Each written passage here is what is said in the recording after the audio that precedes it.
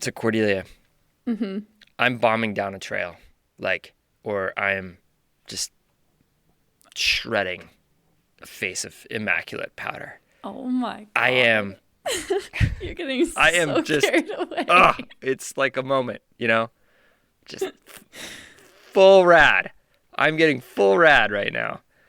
And I pull up in this cloud of dust, or I spray you with powder as I pull up, and I high five you, and I'm smiling ear to ear. And what do you say to me in that moment? I feel like that was so over the top. But I would probably say you just crushed that. Or you were shredding. You killed it. Something like that. The vernacular of the outdoors, and it's really not just the outdoors, right? Crushing it. I kind of when you said that, I had this I heard electric guitar from the 80s behind it. Yeah, no. So obnoxious. So obnoxious. Are you talking about me, or are you talking about electric guitar from the 1980s? No, the Okay. guitar. Okay, cool. It's a funny thing, right? I think I hear it all the time because I think, and maybe it's because maybe I'm getting old. I mean, that's true fact. I think my generation does it. I mean, I was just in Moab with a bunch of my friends, and I noticed that too because, we were out there mountain biking all day and having a super good time and doing pretty challenging stuff. And, I'd look back and be like, you're crushing it. And it's funny for me, especially because I have, it's so antagonistic to what I'm actually feeling when I'm moving over beautiful landscape and looking at incredible red cliffs and connecting in a very spiritual way with the land, which I always have. And so describing something as you're killing this or you're crushing this is it's so opposite from the kind of expansion and love and gratitude that I'm actually feeling in that moment. And it's really interesting. Yeah, the calm too, right? I mean, and the calm, yeah. It's very, the violence of that language is so at odds with the peace that I'm actually feeling. And it's interesting that that's the language that we know to use in those settings, even though it is so imprecise. Yeah. It's not even imprecise. It's actually opposite from what I actually would love to be able to describe in that moment. But I don't even know what I would rather say is you look like you're dancing, you're flying. I don't know. Something that elicits beauty and grace, but that's not words we really use in the outdoor recreational culture. I just think it's fascinating because I think that it is true. It's I think on a level it's sort of hard to, I'm feeling the calming effect of endorphins isn't quite being dude, you nailed it, right? Yeah. There's just I think it's probably also just what the sort of moment brings out in us. But it's a interesting topic. It's that we tend to be pretty goal oriented, and sometimes I think when you step back and you say to yourselves, what is the purpose of this? Is it actually a true summit, or is it an experience? Is it feeling a part of something bigger than yourself? Is it, what is it? And it's complicated, and it's different for each of us. And I don't think there's necessarily a right way or a wrong way to do this, but in corporate America, they would put posters of people standing on the top of summits and put the word success underneath it. And so in that vision of it is oftentimes that sort of created those words of conquer. Certainly we use the word strive a lot, right? There's this idea of suffering as you move through it, even though you're doing something you totally want to do and you're electively doing that. There is that side of it. And but I think that there's so much room to explore what it actually means to succeed outdoors. And that leads us to our story today. It's a good one. About a group. Yeah, I'm psyched for this. Yeah, it's super great. About a group of friends who have one foot in that more traditional outdoor recreation culture and another foot in a very different culture and history of relating to mountains and sort of figuring out where those two worlds contradict and where those two worlds come together. I'm Fitzcall. I'm Cordelia Zars. And I'm going to play a little electric guitar. Oh my God. You're listening to the Dirtbag Diaries. That was just for you.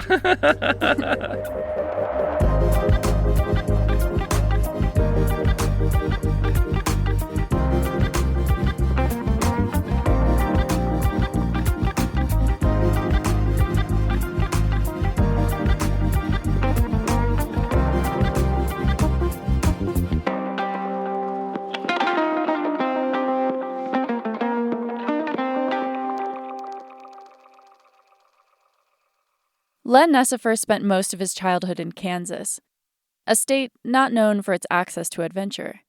But Len's parents wanted to make sure he grew up with a relationship to the outdoors. And so, we would go to Clinton Lake State Park and all these various areas that had some level of wildness to them. As he grew older, Len started spending more time with his grandparents on the Navajo Nation in Arizona, and eventually he moved there when he was 13. His grandfather, who was a traditional healer, made sure that Len spent a lot of time outside. But on the Navajo Nation, spending time outside didn't mean hiking, climbing, or skiing. That sort of outdoor rec way of engaging with the outdoors was something that was pretty foreign to my family because, there's an element of class and wealth that plays into that. It was just unrelatable and to them because that's not what made sense. You go outside to provide for yourself. That's chopping wood, that's moving the sheep, that's moving the cows, that's collecting herbs. And so playing was kind of the things that kids did while they were herding sheep. There's a long history of non-native folks, mainly white men, coming on the res and putting first descents on some of our sacred summits, like Shiprock was where my family's from, and kind of doing these clandestine things on the res. And eventually people started getting hurt on Shiprock. There was some folks that died because they fell, and that in Navajo worldview is contaminates the sacredness of that site. Clearly, it's like someone dying in the Vatican, that's not cool. And so there was a lot of frustration that they expressed about recreation and climbing, and that you shouldn't do that because it's disrespectful. When Len started high school, a debate broke out between local tribes and the Snowball ski resort outside Flagstaff.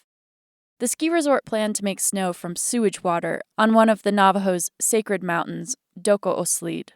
It's, basically spraying lightly treated sewage on a sacred mountain for a sport that's completely unrelatable for mainly non-native folks to go enjoy. It was clearly not a value proposition that a lot of folks were into. And for myself early on, I saw that happening. It's I didn't understand skiing or why people did it. But I just saw that, there was, sort of this continuation and through line of native peoples sort of being shut out of this process. And, I just kind of was I'm never going to do this. I'm fine with it. I have no relation to it.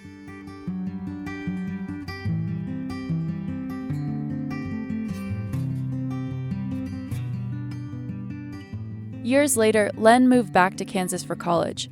He dabbled in mountain biking to get outside. He loved the little rush of adrenaline and got into cross-country racing. When he came home for summers, he started exploring his own backyard on the Navajo Nation. Wow, there's a lot here. There's a lot of fun things to do, and that was mainly through biking. After college, he moved to Pennsylvania for grad school and found a climbing gym he loved. It didn't become something that defined him, but just a way to stay in shape during the winter months.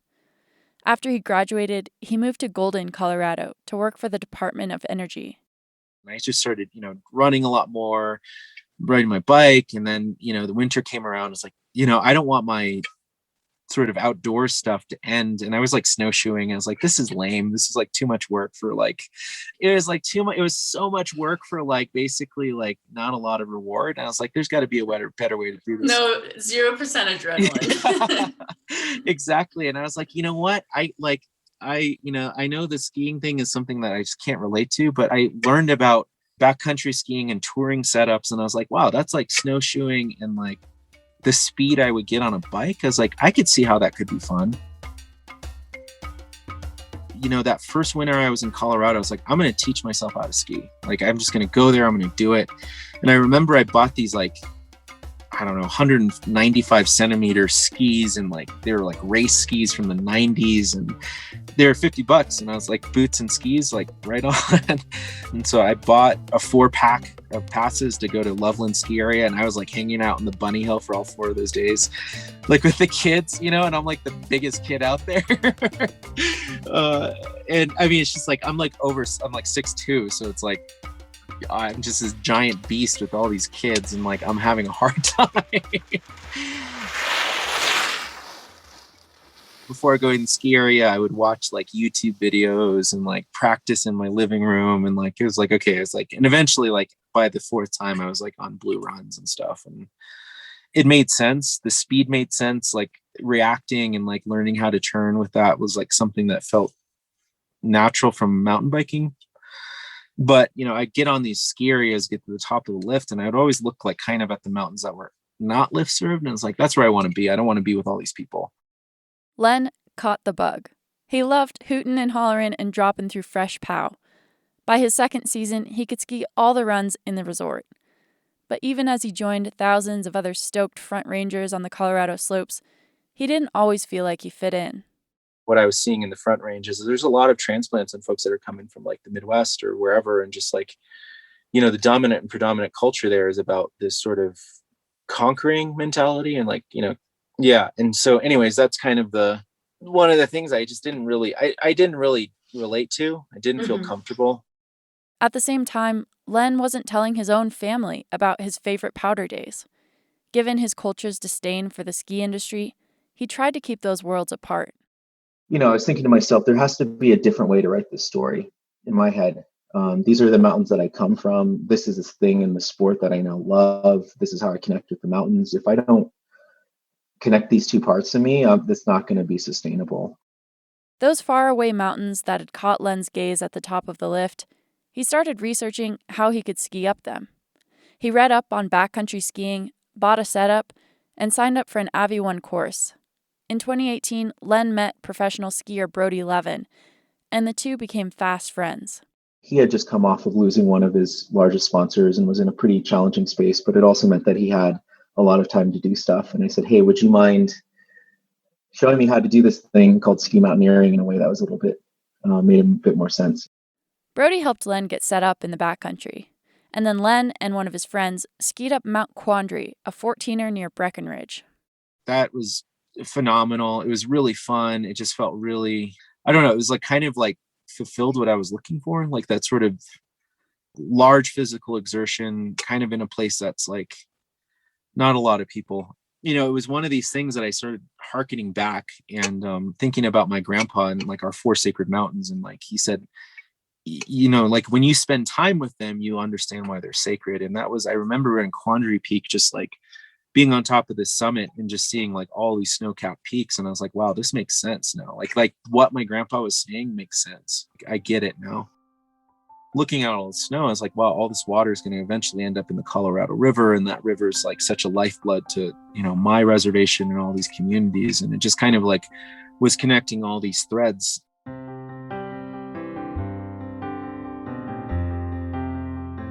Up there on the peak, that's when a light bulb flicked on in Len's brain. Navajo culture centers around 4 sacred peaks in the Southwest. In the winter months, they are very, very snowy. Skiing and native cultures had always felt worlds apart, in direct conflict with each other. But Len started wondering, what if it didn't have to be that way? What if he set out to explore the 4 sacred Navajo mountains, the roots of his people's history, on skis? I need to go do this. I need to go visit these places on these skis and like try to make sense of all of this history, like with Snowbowl and all of that, and just with who I am.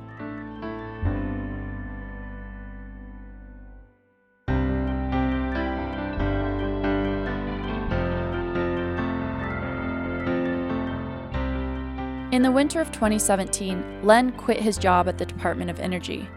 He founded his own company called Natives Outdoors to empower indigenous storytelling and adventure in the outdoors. Then he set his sights on preparing to ski the 4 sacred peaks. So in the Navajo worldview, the 4 sacred mountains represent like kind of the boundaries of our homeland. And they're like historically where we've defined where we live is like everywhere within the 4 sacred mountains is our home. Those sacred mountain ranges border the Four Corners area of the Southwest, where the edges of Utah, Colorado, Arizona, and New Mexico converge. The easternmost mountain, Cisnagene, lies within the Sangre de Cristo Range in Colorado. Colonizers renamed this mountain Mount Blanca. The southern mountain, Tzotzith, stands at the highest point in the San Mateo mountain range in New Mexico. Its colonial name is Mount Taylor. The eastern mountain, Doko Oslid, is one of the San Francisco peaks in Arizona, and it's also called Humphreys Peak. And then the northern mountain, Debenitza, is in the San Juan Range in Colorado. Its colonial name is Hesperus Mountain. The way in which we learn is so much formed by the mountains. So like when we talk about the learning process, we reference the mountains. So like the East Mountain is like the formation of this idea. You have an idea. The Southern Mountain is like planning and like creating a plan for how you want to implement. And then the Western Mountain, Dokos Lead, is like executing the plan and doing the thing. And then the Northern one is reflecting. And then you start that process all over again. Those 4 sacred mountains tie into our creation story in that they were built by the holy people. And like, we basically went through a series of 5 worlds or 5 transitions, to different homelands. But one of the sort of through lines through each of them is that the holy people basically retained dirt and other elements of these mountains. So as we came into each one of these worlds, these mountains would be replanted. Each of these mountains have different deities and different holy people that live on them. Each of these mountains have different healing properties in our ceremonial practices. And they also represent sort of the like different markers of life and sort of human development. And, and so in so many ways, our sort of philosophical tradition and the way we think about, the relationship between humans and nature and humans and each other is formed by these mountains and like what they represent. It comes through every form of our sort of social organization, whether it's our legal system, our form of elected governance. I mean, you name it, it's all kind of fits within that. At the end of 2017, Len began planning his routes up and down each of the sacred mountains. After a scouting trip to Cisnagene with Brody in January, Len came back later that spring to ski it. Of all the sacred peaks, it has the most technical climbing and skiing. To get from the base to the top and then back again is a 25-mile round-trip venture. The snow rests on steep slopes and avalanches often. Skiing solo, Len gingerly navigated his way to a prominent saddle on the peak and then skied the simplest line down he could find. That's definitely the hardest one, but it wasn't the most, let's say I survived it. It was not spectacular. It was rocky, whatever. But that's the one mountain I want to go back and redo. Because I'm a better skier. I can ski something a little bit more interesting. Still, despite the sketchy conditions, that first trip ignited something deeper. I really just saw how great I felt after that, how much more connected to these places, seeing them in their most dangerous state and also their most beautiful. And I think at the end of the day, it's this quietness that I often seek, and it's something that we don't get much of a taste of in our daily life. And so, being in the Alpine, being around that snow that dampens all that sound, it's pretty special. And as I came off that first trip, I began seeing, wow, there's an opportunity to really connect ceremony and what we're doing here more deeply.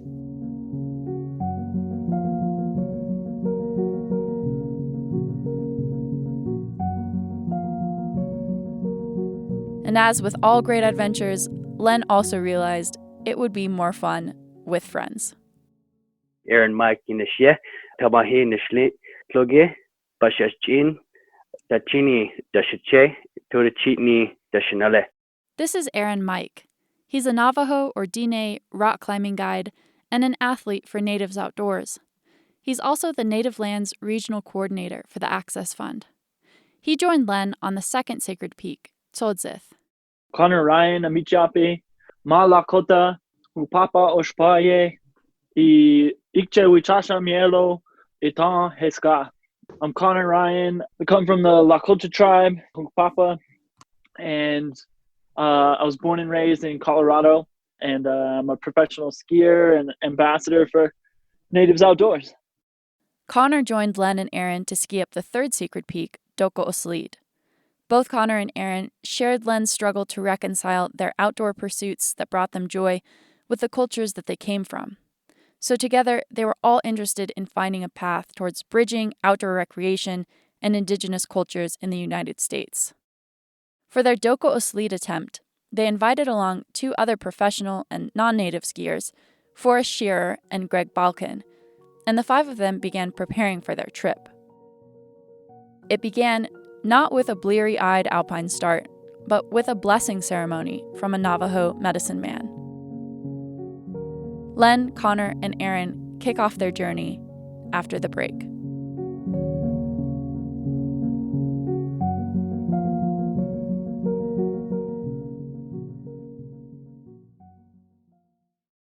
Support for the Diaries comes from Kuat Racks. They've released the Ibex, an overlanding truck bed rack that handles substantial loads both on and off the grid, because we could all use some time off the grid, seriously. Constructed from lightweight yet durable aluminum, the black powder coat is made for all the nature you can throw at it. Available in different frame sizes to accommodate most truck models, the Ibex is engineered for adventure with versatile full and half-height configuration. It's an ecosystem of adventure possibilities.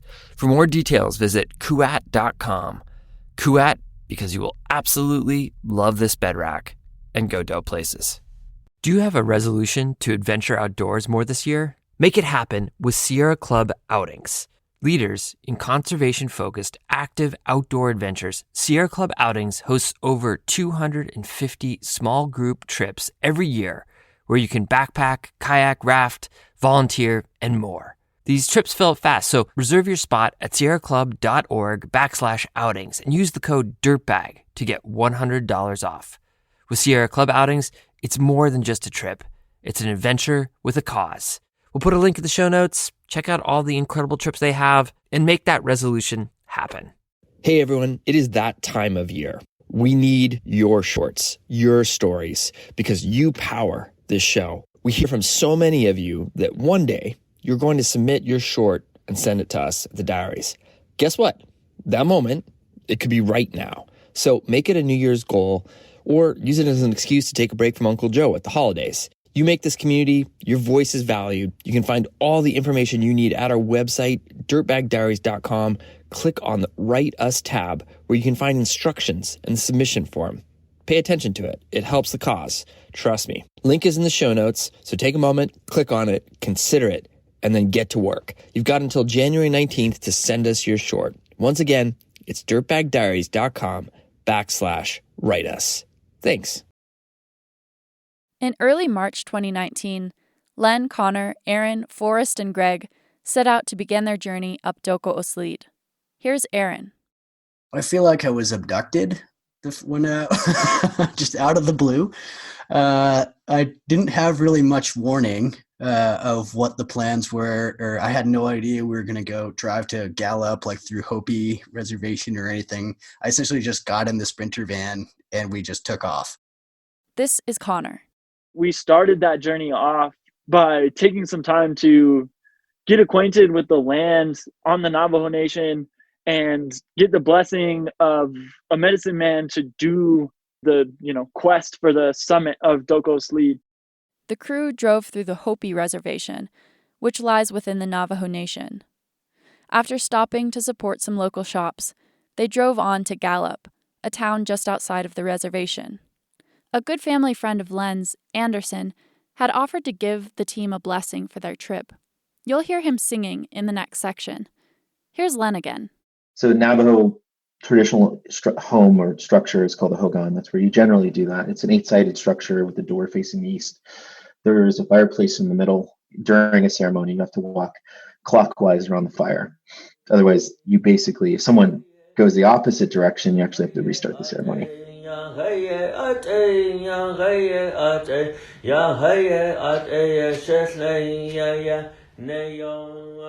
medicine man Anderson, the general flow is he sings the song. They have a song where you're calling out to the mountain, and then the second song is where the mountain's answering back. So he sings these songs, and we're smoking mountain tobacco, and it's pretty strong stuff. Like it can make you sick, especially for folks that have never had it before. I generally take it pretty easy, but we're passing this pipe around, obviously pre-COVID times, and yeah, so we're smoking this tobacco and blessing our stuff, blowing the smoke on it. Anderson's singing. It's pretty warm in there because the fire's raging and there's all of us in there, and we have all our ski gear and all our avalanche safety, and we're blessing that stuff. And so we get to the end of the first pipe, and I'm just kind of like, oh, that's good, I'm done. Forrest, not knowing, said, hey, is the tobacco done? And Anderson said, no, you can refill it. And I just remember being like, oh no.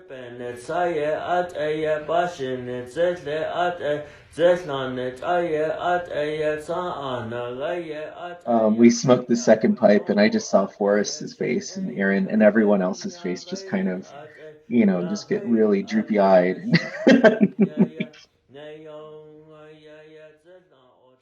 When the ceremony finished, Anderson gave them one last piece of advice.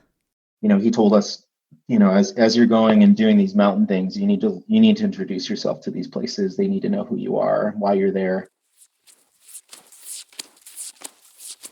The following morning, Len, Connor, Aaron, Forrest, and Greg strapped on their skis and began the long skin up the mountain. Len had recorded Anderson's songs on his phone during the ceremony. And I pulled out my phone and began trying to sing these songs. And that was kind of an interesting point because I didn't know how to sing the songs. I was kind of doing a very poor job at doing karaoke. And, and I got to share that with these guys. And as we went up, we gave some corn pollen and made our ask of the mountain before we headed up the slopes. As they'd driven through the Navajo Nation, Doko Oslid had glowed in the distance, a prominent landmark on the desert horizon. Now the peak of the mountain disappeared in shrouds of clouds and mist. Here's Connor.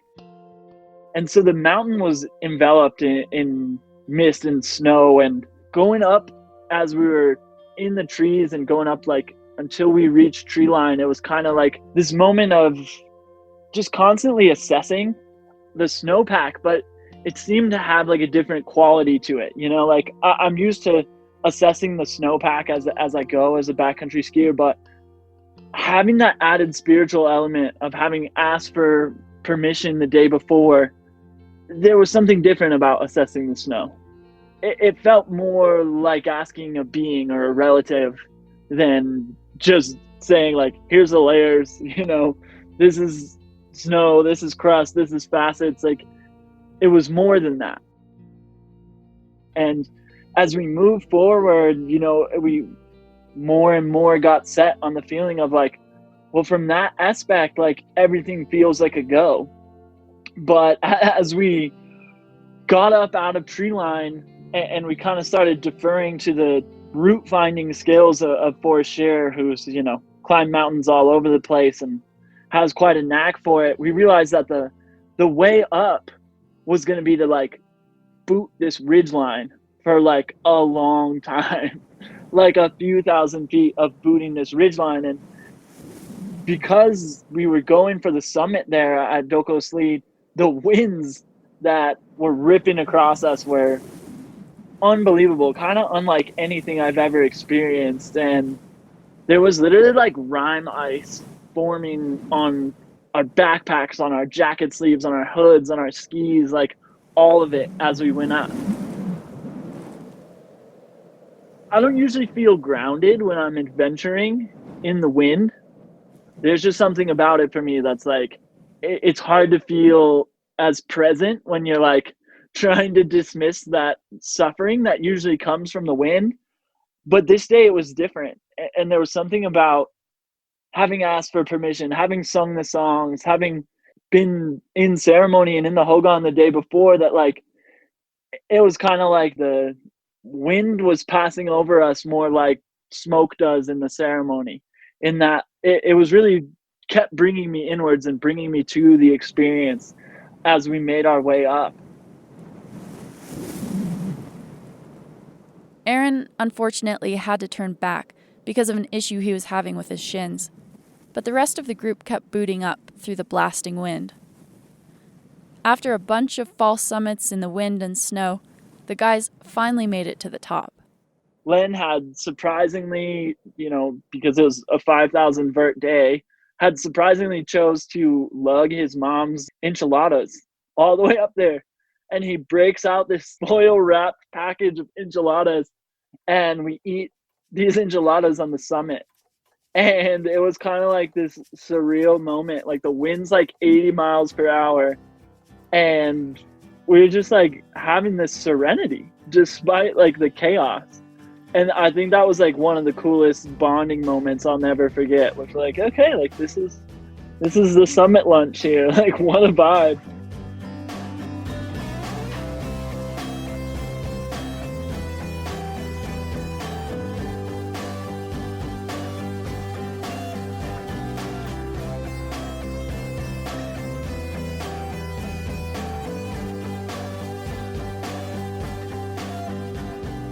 As we prepared to like drop back in and ski down this thing, there was, powder everywhere, and the skies started to clear.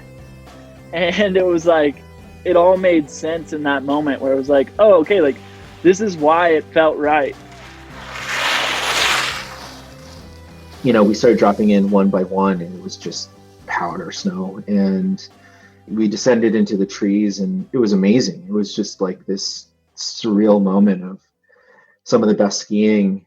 That was phenomenal. And I just remember getting to this point at which the clouds cleared, and I came through the trees and came up to Connor, and he was looking out west to one of the sub peaks, and it was just so magical. It was good just to have this moment of like release from the crazy weather up high, but also just like the seriousness of the moment. It was just like no longer serious. We were just having fun. That was a really cool moment of like, this is why it felt right. Like we were in communication with the mountain, and it knew how it was going to go even when we didn't. And that mysterious side of it turned into this answer that was like, okay, this makes sense. And all of a sudden we could, get good shots and have good skiing and just really have this beautiful moment the whole way down of like seeing out across the desert and into all this space from this, isolated, gorgeous mountain range. And it was like, okay, like this is why you ask. This is why you make relations with the mountain, because all that stuff in nature is interconnected in some deep way that we don't get to understand as skiers, and not understanding is like a big part of the beauty of it. And that adventure for me like really solidified that experience of like, this is why you relate deeper to a place, because it opens the door to it providing to you an experience that's so far beyond what you can create. Len, Connor, Forrest, and Greg met Aaron back down at the trailhead, both destroyed and euphoric from their adventure.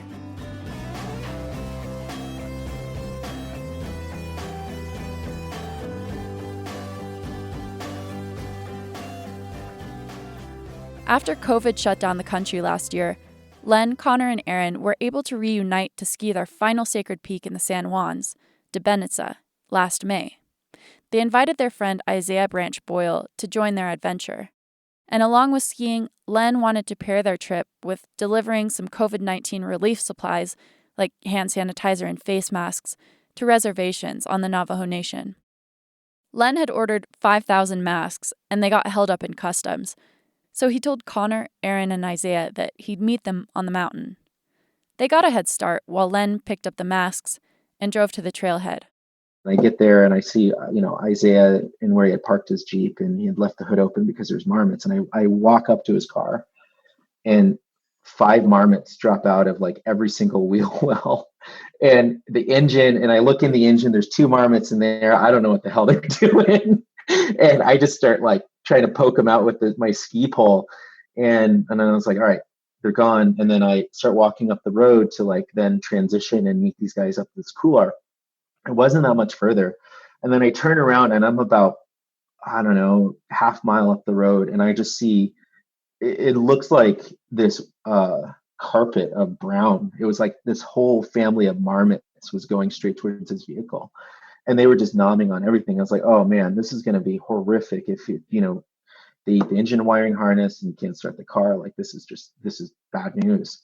So I ended up just bailing on this idea about skiing. And so I spent the better part of like 6 hours, like halfway napping with the ski pole in my hand. And then when I would hear the rustling, I would like bat these marmots away. Meanwhile, Connor, Aaron, and Isaiah made it to the couloir. We're going up to ski in this basin, and we kind of had this like, I don't know, brotherly bond of like, so what we do is we go into a basin and we find the baddest line and we ski that and we leave, and like that's how we do it. So we stroll up into this basin, and Aaron's with us that day, and Aaron's never skied a couloir, but there was just this energy to being there where we just pointed at that and we're like, that's the baddest, coolest thing to ski. Like, how do you feel about it, Aaron? And I think there's like a brotherly energy that allows confidence to be spread like butter, And Aaron looked at that thing and was like, yeah, we can do that. Like, I don't want to hold you guys back. And so, I think it was one of Aaron's first times, like, putting crampons onto ski boots and that whole thing. And we booted up this couloir, and there's always a bit of your drive in the mountains that has to do with your relationship to ego. And I think like as we popped that drone up, there was definitely a piece of us that's like, we're going to be able to get some sick footage and some sick shots and really share something about this cool trip. And like, I was feeling a little extra badass about our reasons of why we were there, because we were, able to deliver aid for Navajo Nation at the same time. And I was like, yeah, like we're so cool. Like this feels great. We popped that drone up, brand new drone. It'd been test flown like once. And we popped it up for about 30 seconds. And Isaiah's like, yo, man, there's an eagle. And we're like, oh, that's cool. Like, that's real special. Like being native guys, we're like, yeah, we're blessed. Like the eagle's here. This is rad. And then next thing we know, Isaiah's like, oh shit. And the screen goes dark for a second on the monitor, as he's flying the drone. And he's like, the eagle got us. And we're like, what? And we look up and the drone's flying sideways and kind of falling around. And it comes right back, it's trying to return because it knows something's wrong. It's got a little AI in it or whatever. And it makes it back like to the walls of the couloir, and it just totally loses control and slams the rock walls of the couloir and bounces off a couple walls and boom, lands about 10 feet right in front of us. And it's just a little heap of parts. And we're like, shit, man. And in that moment, my immediate reaction is like, uh-oh, like if the eagle did that to us, like in Lakota tradition, like the eagle is like the embodiment of the creator. And I was like, shit, man, like, are we even supposed to be here right now? And we kind of look at each other, and I immediately just start praying in Lakota, and I'm just going, like praying. And they're like, what are you saying? And I was like, yo, I'm asking the creator to have pity on us. Like, and so I was singing this prayer, and the prayer is like directly translates to like, creator, I'm having a hard time, like take it easy on me.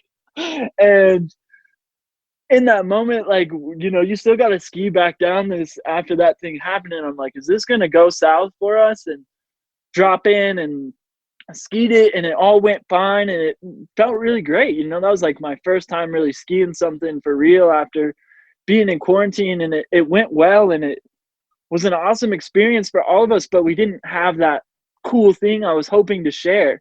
And it didn't really take anything away.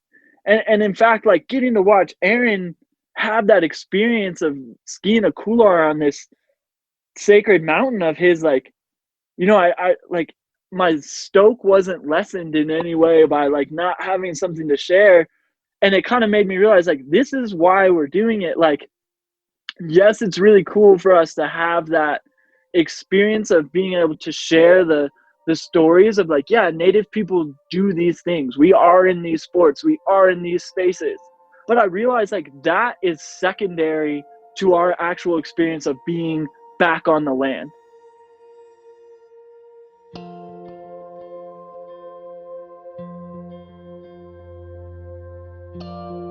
All safely off the mountain, the team met back in the parking lot and exchanged stories of the epics they'd all had with wildlife that day. Ultimately, it reminded them all why they were there. It was being that place of humility. Like they had their own humility situation and I had my own, where it's like, I have to do this for the good of the team. Here's Aaron. One of the biggest things that I've got, like coming from this trip specifically, that I've carried across in all the adventures that I've done, back to rock climbing and now bike packing, is that idea of introducing myself to different mountains in different areas. Because, for example, Dokosli, it's a sacred mountain to 13 tribes, not just the Navajo. So how to travel places as an Indigenous man that is not from those places and be respectful. So, I'd thought about that, just because I've been climbing for 16 years, but I've never really put it into practice as much as I do now. Here's Connor. That was something to me that was like, okay, like we belong here. Like it's really been something that transforms the way that I relate to the mountains. Like it makes me much more mindful of some of the things my elders taught me, which is like, I had elders who always taught me like, don't speak to the land in English. English is a language of commerce, and commerce has been done extractively to these places in the English language for a long time. Speak to the land in your language. And having done that just like instinctively in that eagle moment, it really showed me something that I was like, okay, I got to be more mindful about doing that. It just gave me a different authority to be Indigenous in these sports and in these spaces, having had these concrete experiences that have shown me the difference of really embodying what it means to both be Indigenous and be a skier. To do it this way opens the doors for us to be able to pass this down and to, give Indigenous people, to give us back an authority in being in these spaces that, we've been dispossessed from by colonization, and to say like, skiing isn't just a white space, climbing isn't just a white space. Like this is where we belong to, this is our land, and we can be here in any way that we want to be here, whether that's on skis or, however it is. And so that's been a really just eye-opening experience for me, because, that didn't come naturally. Nobody teaches you how to be an Indigenous skier. And these experiences and these places taught me that. Fortunately, the guys stuck around Dbenitsa for a few more days, so Len was able to leave the marmots behind and ski some awesome lines down the peak. For him, finishing his goal to ski the 4 sacred peaks has brought him full circle. I never thought I could connect these two parts of my identity. It's like, oh, I did the skiing thing and I did the Navajo thing, and those worlds don't cross. Now, Len has spent the past 3 years aligning conditions, schedules, and partners to ski the sacred peaks. And in that process, he's not only integrated those identities inside himself, but he's also provided a space for other Indigenous athletes to do the same. Ultimately, they've all begun to build bridges between Native and outdoor cultures as a whole. The cultures that we come from give us the software in which we see the world. And I began to see these conflicts in a different light. It's like, actually, there's a lot more in common here than there is in difference. At least on the skiing side, people love the mountains too, in the ski industry. It's different, very different than Native communities. And, for the Native communities, like, yeah, we have a very deep and long connection with these places, but, the history of colonization and the dispossession of Native peoples, like that happened. But, the effects of colonization and trying to undo them is like uncooking an omelet. It's just, yeah, and I guess that's a very different position than I had before. I think I've just seen it's like this is complex. Like we have to figure out how to live in a society in which we work together and like figure out common solutions. Like we do have to address this history. And I think for me, like I wasn't going to deny myself or other Native folks that opportunity or that ability to see ourselves doing these things. This whole process has grounded me deeper and taught me more about our cultural traditions because it gave me the classroom in which to learn them. And there's a lot of chastising that happens of by some of our elders towards my generation of like, you're not learning the songs, you're not learning the ceremonies, you don't care about it. It's not that we don't care. It's just like, how do we relate this to our lives and like make it relevant? And that latter part about making it relevant is something that we, in the world that we live in, we have to figure out kind of on our own. And so what I talk about now with the folks that kind of get mad, it's like, well, like, yeah, I did these things, I skied these peaks, and like I'm much more closer and connected with who I am and where I come from and our ceremonial traditions as a result. And I think if I hadn't done this, that wouldn't have happened. So I think the results speak for themselves. We're reframing this conversation around these sacred peaks in a different way that allows non-Native people to get an insight and kind of an understanding about what these places mean. And it's through a shared medium. So that's where I really see our opportunity, and the others just bringing along people like Forrest and Brody and, people that have lived very different lives and like had very different cultural experiences, and then allowing them just to like join us in this and kind of wear the same cloak that we're all wearing when we're out there. And I've seen just how that's been transformative for their lives. I think what I've gotten from it and going through that journey is also having a lot of empathy and respect for everyone. We all come from our own cultural viewpoints and vantage points about our relationship to place and the mountains and the environment. But what I'm seeing is that the folks that I'm spending time with who basically have dedicated their lives to this sport and being out there may have come from that sort of vantage point that I just didn't jive with me, but we're kind of converging more on sort of that question about who we are and what these places mean to us. And I think that's been kind of a big learning for me, is just like everyone starts somewhere, and it's just kind of like, how do we form and shape that journey to like, for me, at the end of the day, what I care about is I want people to care about these mountains. I want them to take care of them. And if they come from a different sort of philosophical tradition than myself, but we kind of end up at this same point of mutual respect for these places, then, I think that's kind of where I think in myself, I've seen that learning of being more tolerant of that.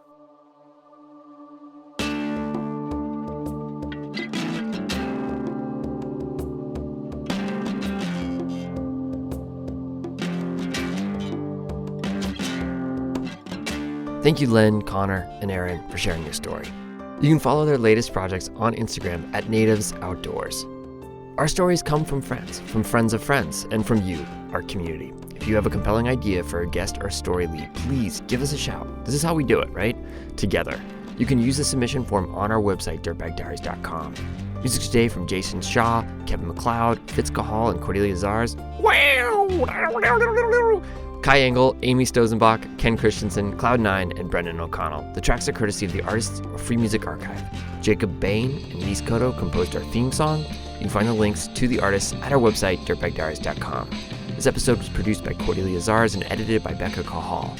Illustration by Walker Cahal, graphics by Anya Miller. Becca Cahal is our executive producer, and I'm Fitz Cahal. You've been listening to the Dirtbag Diaries.